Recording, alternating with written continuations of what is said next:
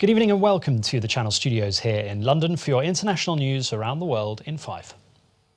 The European Union has unveiled a €1 trillion recovery plan to get the bloc back on its feet after the coronavirus crisis, as Latin America has outpaced Europe and the US in the number of daily infections. The Commission is today proposing a new recovery. The massive European proposal follows other unprecedented emergency measures introduced around the world to rescue economies devastated by COVID-19 that has claimed more than 350,000 lives so far. The virus has continued to spread in Latin America, with Brazil leading the pack after recording the highest daily death toll in the world for the 5th straight day, pushing its total to over 24,000 deaths.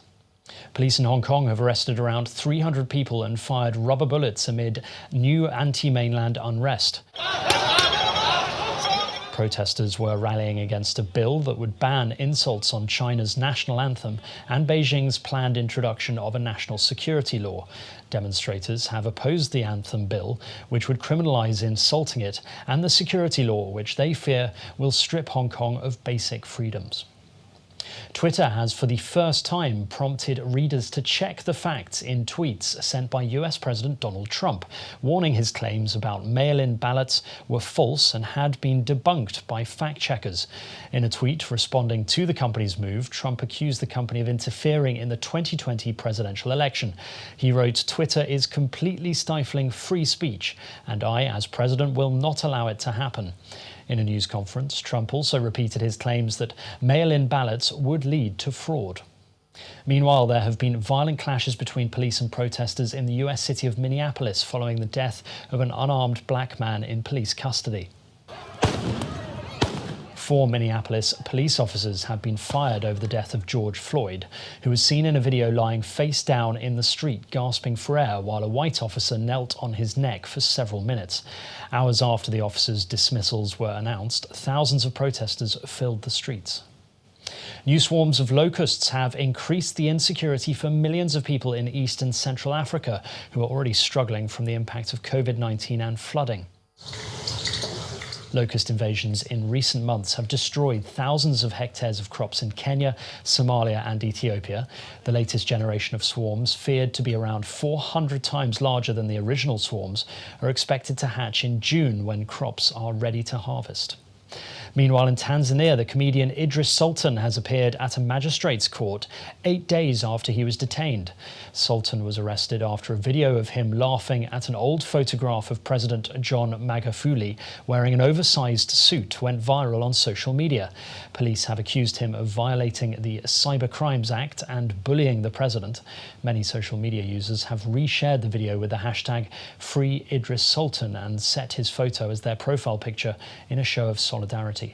The United Nations has said that its programs in Yemen are near a potential breaking point as COVID-19 has exacerbated difficulties. Around 80% of Yemen's population relies on humanitarian assistance, making it the world's biggest humanitarian crisis even before the coronavirus. The United Nations said that Yemen's healthcare system has in effect collapsed, with the virus thought to be spreading throughout the country, and appealed for urgent funding. A team of Chinese surveyors have scaled Mount Everest, becoming the only climbers to summit the world's highest peak during the coronavirus pandemic. Chinese media have reported that the team is there to remeasure the height of Everest, which is on the border between China and Nepal. Until now, China has put the height at 4 meters lower than Nepal does. The huge 2015 earthquake may also have had an impact. 2 New Zealand hikers have been found in a densely forested national park 19 days after they set off. Jessica O'Connor and Dion Reynolds, who are both 23 years old, hiked into Kararangi National Park on the 9th of May and were expected to return 5 days later. But after getting lost in fog, they both injured themselves and got lost. They found water and were rescued when a search helicopter noticed smoke from their campfire.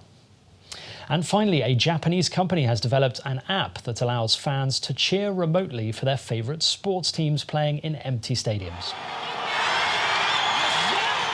The remote cheerer system enables fans watching sports virtually to cheer or boo the players via their smartphones, sending either a pre-recorded shout-out or their own personal message. The voices they send will reverberate around the stadium in real time, transmitted by giant loudspeakers.